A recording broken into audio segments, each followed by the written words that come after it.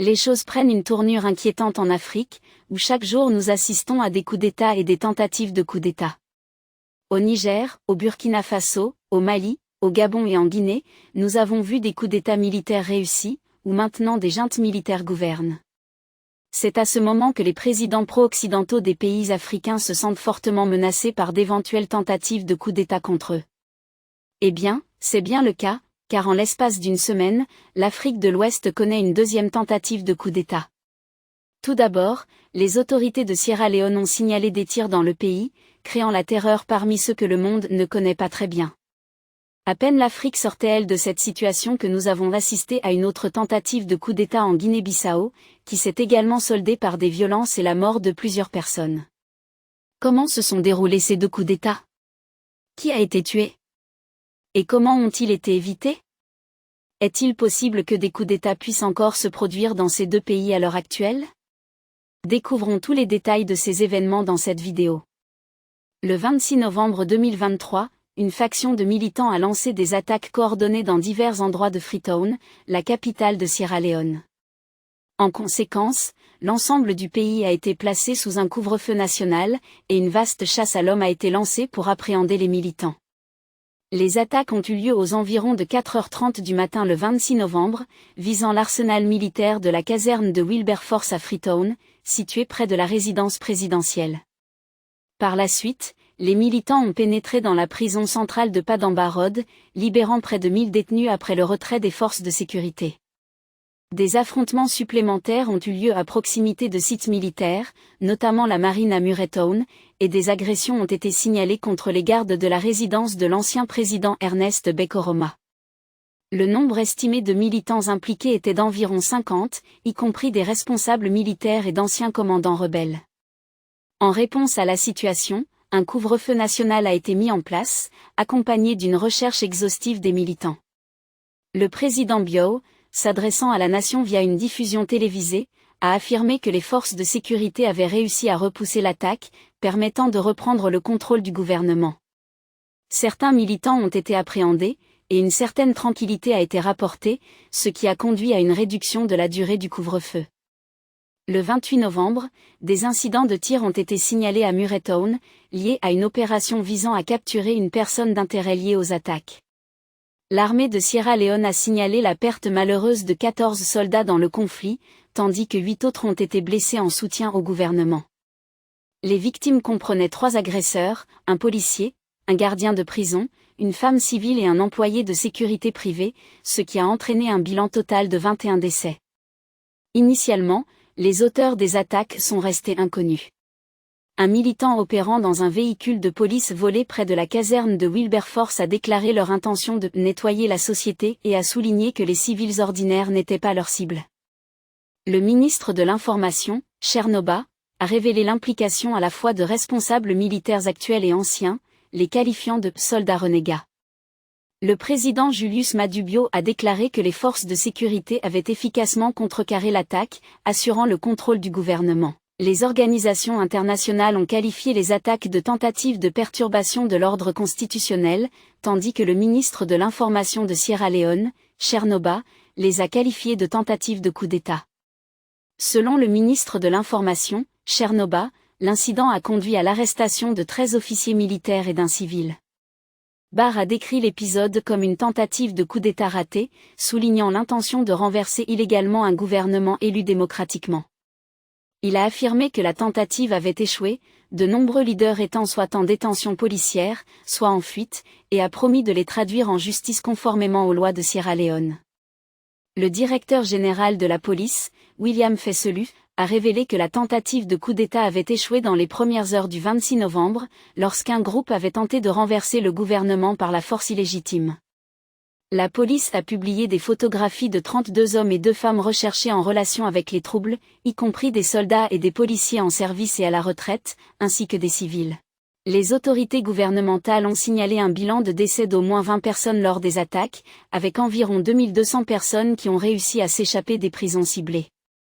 Dans des déclarations télévisées, le président Julius Maada Bio a confirmé l'arrestation de la plupart des dirigeants impliqués dans l'attaque et s'est engagé à poursuivre ceux qui sont encore en fuite. Cependant, des tensions persistent à Freetown, marquée par des points de contrôle, des écoles et des banques fermées, ainsi qu'un couvre-feu nocturne. Mais pourquoi y a-t-il eu une tentative de coup d'État contre le président Julius Maada Bio?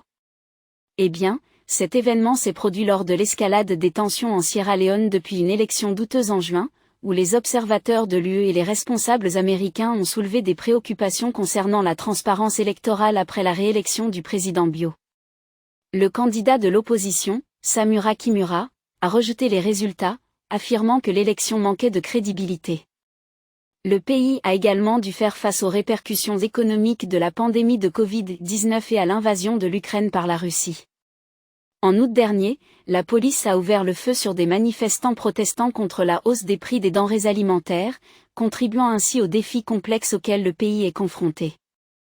Après coup, le ministre de l'Information, Chernoba, a qualifié l'incident de tentative de coup d'État raté visant à subvertir illégalement et renverser un gouvernement démocratiquement élu.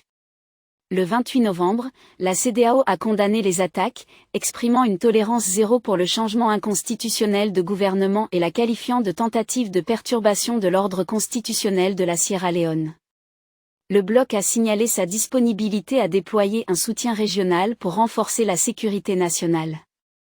L'ambassade des États-Unis a également condamné les attaques et a promis son soutien continu à la Sierra Leone, comme indiqué dans une déclaration sur les médias sociaux. La mission de l'Union européenne a exprimé sa préoccupation et a souligné l'importance du respect de l'ordre constitutionnel. Lors d'une réunion, la délégation nigériane a transmis un message de solidarité au président Bio, soulignant son engagement à préserver la démocratie, la paix, la sécurité et la stabilité en Sierra Leone. Tout cela suggère une chose, le président de la Sierra Leone bénéficie du soutien de l'Occident et de ceux qui sont pro-occidentaux, comme le président nigérian. Cela laisse entendre que le président lui-même est pro-occidental, et que la tentative de coup d'État était peut-être menée par des factions désireuses de libérer le pays de l'influence de l'Occident. Désormais, le président Julius Maada Bio s'est engagé à poursuivre les auteurs de l'attaque, soulevant des questions sur leur motivation. Alors que l'influence des récentes prises de pouvoir militaire dans la région sur la tentative de coup d'État reste floue, Valnora Edwin, militante de la société civile, pointe du doigt un mécontentement sous-jacent et des problèmes alimentant la mutinerie. Des facteurs politiques contribuent à l'agitation, avec un chômage élevé qui crée une dépendance aux emplois gouvernementaux. L'affiliation politique devient cruciale pour l'accès aux emplois et aux avantages de l'État, intensifiant les enjeux lors des élections. Le mécontentement peut survenir si un parti politique perd, entraînant une perte d'influence et d'opportunités. Le favoritisme ethnique au sein de l'armée et de la police lors des transitions gouvernementales alimente également le mécontentement.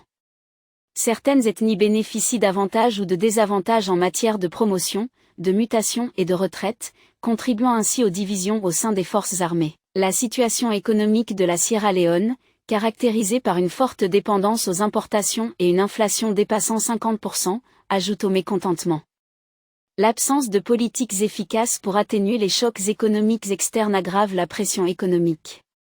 Les tensions persistent depuis les élections contestées de juin, où le président Biao a obtenu un deuxième mandat malgré les allégations d'irrégularité de l'opposition, en particulier du Congrès de tous les peuples, APC, au sein des forces armées, qui nourrit toujours des griefs quant aux résultats contestés. Plus tard, le ministre de l'Information, Chernoba, a révélé que des responsables militaires actuels et anciens étaient impliqués dans les attaques, dont certains ont été appréhendés. En ce qui concerne les soupçons de tentative de coup d'État, Ba a affirmé que les principaux dirigeants derrière l'attaque étaient en détention et faisaient l'objet d'interrogatoires.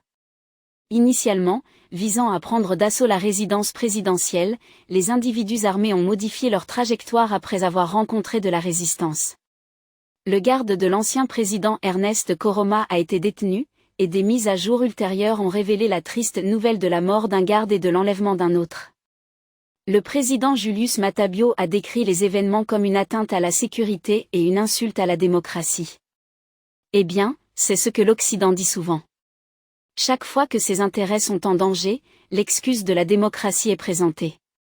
Le président Maada Bio a dû aborder les griefs dans le pays qui ont finalement conduit à cette tentative de coup d'État et qui persisteront tant que les problèmes ne seront pas résolus. Maintenant, bien qu'un semblant d'ordre ait été rétabli dans la capitale, une chasse à l'homme active se poursuit pour les individus armés et les prisonniers évadés. Un calme tendu s'installe progressivement à Freetown à la suite d'un week-end de fusillades qui a plongé la capitale de la Sierra Leone dans un état de panique. Kieran Mitan, un chercheur spécialisé dans la Sierra Leone, suggère que la répression de l'année dernière a créé un environnement où certaines personnes ont vu une opportunité de dissidence. Le sentiment général d'insatisfaction, associé à la perception du président Biao de négliger les problèmes nationaux lors de ses voyages internationaux, a contribué à l'atmosphère volatile. Bien que les Sierra-Léonais rejettent l'idée que les médias étrangers attribuent les problèmes actuels aux guerres civiles passées, ils reconnaissent que la violence récente évoque des souvenirs de moments plus sombres. Des rumeurs de coups d'État potentiels circulaient depuis des mois, ce qui a conduit à l'arrestation de 14 officiers militaires en août. Les analystes estiment qu'environ 50 personnes, y compris des responsables militaires et d'anciens commandants rebelles, ont pu participer aux attaques. Des vidéos sur les réseaux sociaux montrent des camions abandonnés contenant des armes, suggérant des infiltrations réussies dans l'arsenal militaire. Voici un rappel pour aimer et partager la vidéo et vous abonner à notre chaîne pour regarder davantage de vidéos sur la culture, l'histoire, la civilisation et l'identité noire. Poursuivons maintenant. Cardo Broyn, responsable de l'Afrique de l'Ouest à l'Institut Klein-Gendal, s'interroge sur la cible inhabituelle de l'arsenal, se demandant pourquoi les assaillants n'ont pas visé un endroit plus sensible, comme le palais présidentiel, habituel lors des tentatives de coup d'État. La libération des détenus peut avoir été orchestrée pour semer le chaos. Certaines des personnes décédées sont liées à Ernest Bai Koroma, l'ancien président et membre de l'opposition APC. La situation reste très complexe, avec des enquêtes en cours pour dévoiler les motivations et les identités derrière les attaques. Malgré le passage d'un couvre-feu de 24 heures à un confinement nocturne, de nombreuses personnes à Freetown et dans tout le pays continuent de rester chez elles. Cela montre que le pays est toujours sous le choc de la tentative de coup d'État, et les choses sont assez incertaines maintenant. Les enquêtes ont révélé des noms assez importants qui pourraient être les cerveaux derrière la tentative de coup d'État. Amadou Kouata, qui a été le compagnon d'Ernest Bai Koroma pendant sa présidence qui s'est achevée il y a 5 ans, a été placé en détention le 4 décembre, avec 2 policiers accusés de l'avoir hébergé. Les autorités sierra-léonaises ont qualifié Kouata de l'un des organisateurs de la. Malgré sa résidence à Londres au cours des 4 dernières années, Kouata dispose d'un important suivi sur les réseaux sociaux, utilisant sa plateforme pour critiquer le gouvernement actuel dirigé par le président Julius Maada Bio. Selon ses proches, il aurait discrètement quitté Londres pour rendre visite à sa mère malade en Guinée, peut-être décidant ensuite d'entrer en Sierra Leone pour retrouver ses enfants, pour lesquels il était en train de préparer des documents d'asile au Royaume-Uni. Cela ouvre une nouvelle perspective. Le président Maada Bio pourrait essayer de punir ceux qui s'expriment contre lui. Il reste également peu clair, car différentes théories émergent, que la tentative de coup d'État aurait peut-être été orchestrée par Maada Bio lui-même pour dégager la voie pour punir l'opposition. Certains soutiennent également que les événements du 26 novembre étaient une opération soigneusement orchestrée, visant à perturber le dialogue à venir entre les partis politiques et l'enquête sur les irrégularités lors des élections du 24 juin, élections remportées par Bio. Mais quelque chose d'inédit s'est produit récemment. En l'espace d'une seule semaine de la tentative de coup d'État en Sierra Leone, nous en avons vu une autre en Guinée-Bissau. Auparavant, le président Umaro Sissoco Embalo de Guinée-Bissau avait nommé 2 nouveaux responsables pour sa sécurité. Cela faisait suite au coup d'État au Niger et au Gabon, orchestré par des responsables de la sécurité présidentielle. Il est donc devenu clair que si des responsables de sécurité présidentielle loyaux étaient mis en place, alors peut-être que les tentatives de coup pourraient être évitées. Les généraux Thomas Jas et Horta Inta ont été nommés respectivement à la tête de la sécurité présidentielle et chef d'état-major du président de la République. Ces postes, inscrits dans l'organigramme officiel, étaient restés vacants pendant plusieurs décennies. Le général Jussi, ancien chef de l'art national, a joué un rôle crucial dans le contre-coup de février 2022, selon les autorités et le président Embalo. Le général Inta, ancien chef du commissariat central de la police à Bissau, un poste souvent occupé par des militaires, a également assumé son nouveau rôle. Le président Embalo était assez confiant lorsqu'il a déclaré « Pour parler sérieusement, je vous rassure qu'il n'y aura ni 2 février ni 3 février. Tout mouvement suspect aura une réponse adéquate. » Il faisait référence à la tentative de coup d'État du 1er février 2022, où il prétend avoir été victime, ce qui a entraîné la mort de 11 personnes selon le gouvernement. Pourtant, malgré cela, nous avons assisté à une tentative de coup contre lui. Entre le 30 novembre et le 30 décembre 2023, des affrontements ont éclaté à Bissau, la capitale de la Guinée-Bissau, impliquant les forces gouvernementales et des unités de la garde nationale. La garde nationale avait libéré 2 ministres accusés de corruption de la détention, ce qui a conduit à l'arrestation du colonel Victor Chonko, commandant de la garde nationale. Le président Umaru Sissoco Embalo a qualifié ces événements de tentative de coup.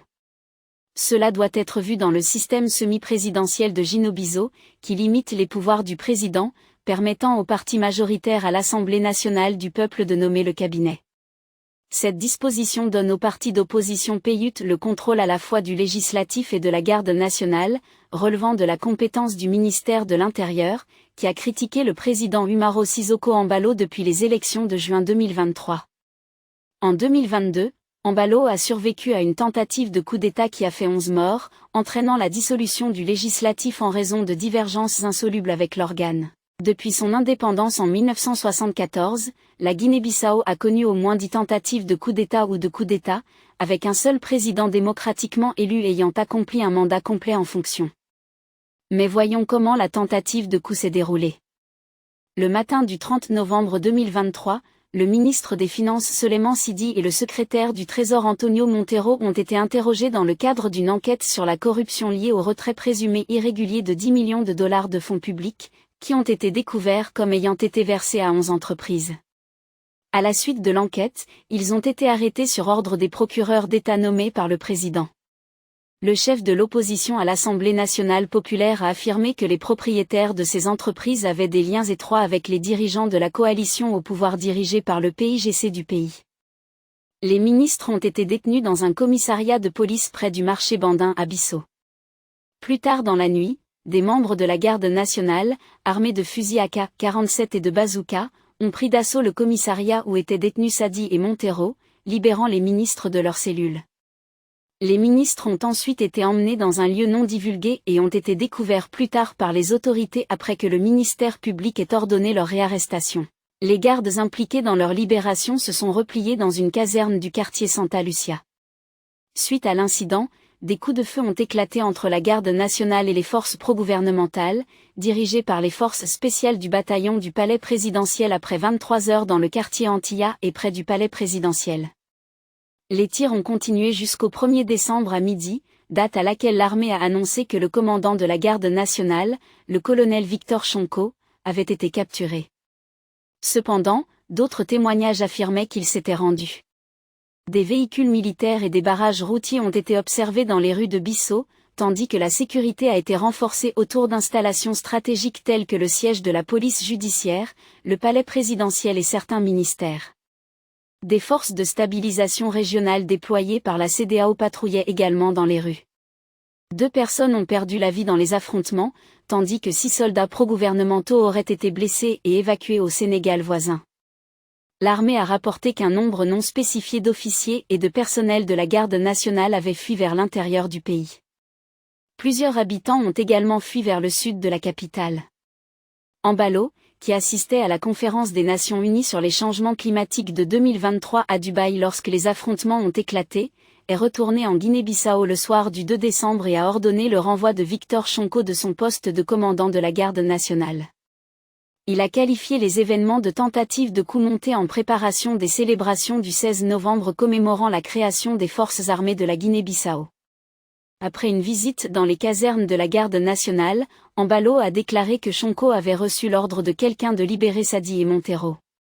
S'adressant à la garde, Embalo a déclaré qu'ils avaient été trahis par Chonko et a promis qu'ils paieraient cher. Il a ensuite allégué qu'il y avait eu complicité entre la garde nationale et certains intérêts politiques au sein de l'appareil d'État. Il a condamné la passivité du gouvernement, ajoutant que la garde nationale avait cherché à bloquer les enquêtes sur les 2 ministres. Mais plus tard, il a fait quelque chose d'inattendu. Le 4 décembre, Embalo a publié un décret dissolvant l'Assemblée nationale populaire et a ordonné le déploiement de soldats au siège des médias d'État, la radiodiffusion nationale de Guinée-Bissau et la télévision de Guinée-Bissau, pour remplacer leurs responsables, qui étaient perçus comme étant loyaux envers l'Assemblée. Embalo a également annoncé que le Premier ministre Geraldo Martins resterait en fonction, mais qu'il assumerait les portefeuilles de la Défense et de l'Intérieur. En réponse, le président de l'Assemblée, Domingo Simões Pereira, un rival de longue date de Embalo, a accusé le président de mener un coup d'État constitutionnel, notant que la Constitution stipule que le législateur ne peut pas être dissous au cours des 12 premiers mois suivant une élection, qui a eu lieu pour la dernière fois en juin 2023. Suite à cette annonce, plusieurs jeunes ont été vus en train de brûler des pneus dans une rue près du bâtiment de l'Assemblée. En revanche, plusieurs personnes se sont rassemblées devant le bâtiment pour protester contre la dissolution, exprimant leur fatigue à l'idée de devoir revoter. Outre l'émission d'un décret visant à fermer le Parlement, principalement dirigé par l'opposition, le président a annoncé que la date des élections législatives serait déterminée en temps opportun, conformément à la Constitution. Embalo a critiqué le Parlement, qui avait discuté de l'affaire du retrait de plusieurs millions de dollars. Il l'a accusé de préférer défendre les membres de l'exécutif soupçonnés de corruption contre l'État plutôt que de lutter pour une application rigoureuse de la loi et pour l'exercice de son rôle de contrôle sur les actions du gouvernement. Il devient donc difficile de prévoir ce qui se passera ensuite dans de telles circonstances complexes. Pensez-vous que les cerveaux derrière ces tentatives de coup resteront silencieux une fois que les coups auront été déjoués? Ou est-il probable que la Guinée-Bissau et la Sierra Leone connaîtront des coups réussis dans les prochains jours? Faites-nous part de vos réflexions sur le fait que les coups auraient été perpétrés avec le soutien de l'Occident. Si vous souhaitez regarder plus de vidéos comme celle-ci, abonnez-vous à notre chaîne et appuyez sur la cloche à côté. Nous avons décidé de diffuser des vidéos sur quelque chose dont personne ne parle, la culture noire, la civilisation, l'histoire et les preuves de la grandeur des Noirs. Merci de nous avoir regardés et à la prochaine vidéo, restez branchés.